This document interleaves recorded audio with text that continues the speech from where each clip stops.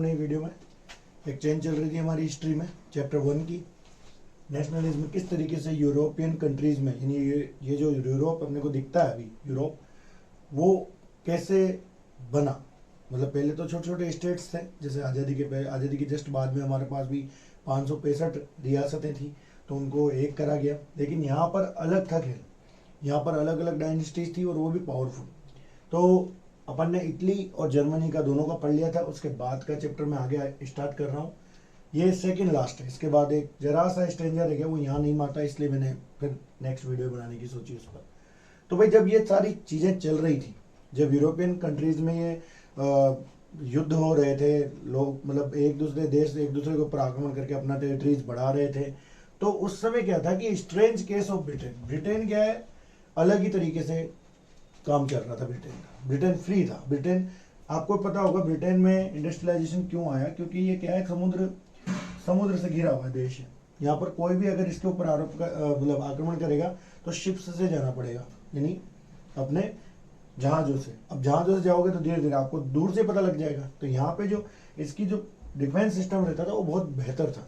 इसको सुरक्षा के लिए ज़्यादा कुछ करने की जरूरत नहीं थी। ये कहीं से इसमें घुस नहीं पाते थे लोग बाग, तो इसकी वजह से भी इसका डेवलपमेंट ज़्यादा हुआ। तो चलो आगे बढ़ते हैं। इन 1688 में इंग्लैंड ने क्या किया, एक नेशन स्टेट के रूप में अपना स्थापत्य कर लिया। दैट मीन्स अब यहाँ पर राजा वाजा का कोई टेंशन वाली बात नहीं थी, राजा फ्री हो जाएगा। देखो इंग्लिश पार्लियामेंट ने क्या कर लिया, सीज कर ली। किससे? मोनार्की, यानी जो राजा महारानी जो भी थी उनसे पावर सीज कर ली। सारी किसके पास आ गई? पार्लियामेंट के पास। आज भी लेकिन मोनार्की वहां पर है, लेकिन कौन सी मोनार्की? नॉट एब्सोल्यूट, सेमी भी नहीं कहूंगा मैं उसको। मतलब यूँ कहेंगे जैसे कि अपने यहाँ राष्ट्रपति होता है ना, वैसे ही वहाँ पे रानी है, राजा है। दैट मीन्स वो एक बार तो मना कर सकते हैं साइन के लिए, है ना, दूसरी बार उनको करना ही पड़ेगा अगर पार्लियामेंट उसे दोबारा से पास आउट करती कोई भी रूल को। तो अब इसने क्या किया, पार्लियामेंट ने, इंग्लिश पार्लियामेंट ने मोनार्की से पूरी, राजा महाराजाओं से पूरी पावर सीज कर ली। आगे द एक्ट ऑफ यूनियन, यानी क्या हुआ, अब आपको पता होगा इंग्लैंड के आसपास 2-5 द्वीप है। 2-5 द्वीप तो क्या बोलूँ मैं, तो स्कॉटलैंड है, एक आयरलैंड है, ठीक है ना, ये 2 हैं। तो इन्होंने क्या सोचा कि भाई अपन क्या करते हैं, इन सबको मिला के एक बड़ा देश बनाता है। तो 1707 में इन्होंने एक फॉर्मेशन एक्ट लगाया जिससे United kingdom of great Britain बोला गया, ठीक है ना। और 1801 में, ये 1707 में बनाया था, 1801 में इन्होंने इसको ही आयरलैंड को भी मिला दिया।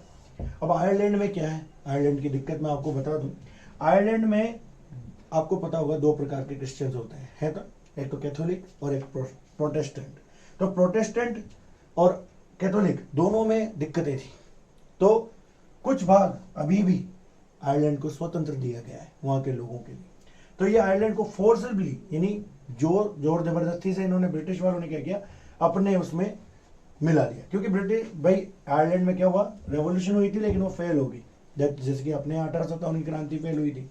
तो ब्रिटिश लोगों ने जबरदस्ती आयरलैंड को अपने अंदर समाहित कर लिया। बाद में रेफरेंडम हुआ था यहाँ पे, फिर आयरलैंड का कुछ हिस्सा अभी भी आज भी स्वतंत्र है वो, ठीक है ना। A new British nation founded हुआ। इस प्रोपोगेशन किसका किया भाई, इसमें किसका सबसे ज्यादा मतलब बोलबाला वो रहा इंग्लिश कल्चर का। मतलब ये जो देश बने, मतलब इनकी खुद की भी, स्कॉटलैंड का खुद का कल्चर था, आयरलैंड का खुद का कल्चर था, लेकिन इंग्लैंड ने इनके कल्चर को क्या करा, दबाया और अपने कल्चर के में डोमिनेट हुआ।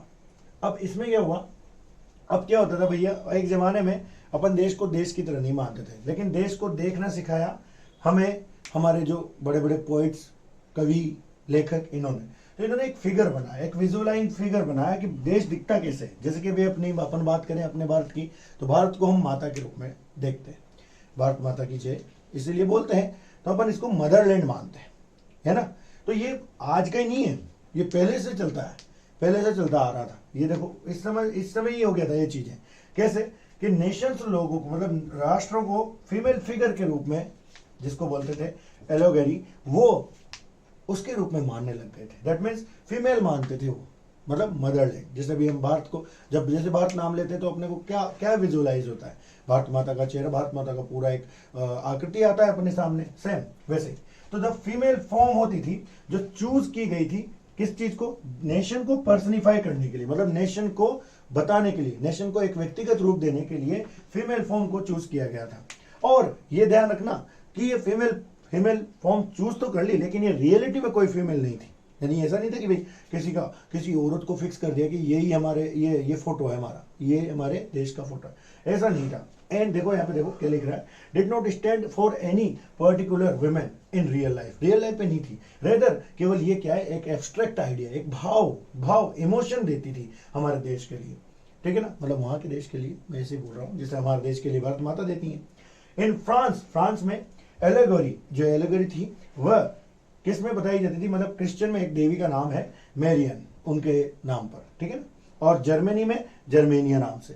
तो ये माय डियर आपके एलेगरीज थे, किसमें, अलग अलग कंट्रीज में। ऐसे ही हमारे जैसे भारत माता है हमारे यहाँ, हम एलेगरी हैं, वो भी हमारा इमोशंस बहुत ज्यादा जुड़ा हुआ है, तो हम एक फॉर्म में देखते हैं उन्हें, क्योंकि भाई हम एक भावनात्मक कंट्री हैं, इंडिया एक बहुत ही अच्छा देश है, और हम भाव में ज्यादा बह जाते हैं, भावनाओं में। हम क्या है कि बस समझते नहीं है किसी चीज को, और कुछ भी लिखते हैं, कुछ भी बोलते हैं, हमें फैक्ट्स पता नहीं होते, हम किसको क्वेश्चन कर रहे हैं।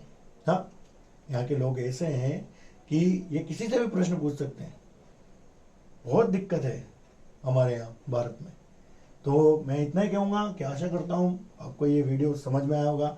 लाइक करें, डिसलाइक करें, एज यू विश, और सब्सक्राइब करें चैनल को अगर पसंद आई हो वीडियो। ऐसी वीडियो और भी देखनी हो तो।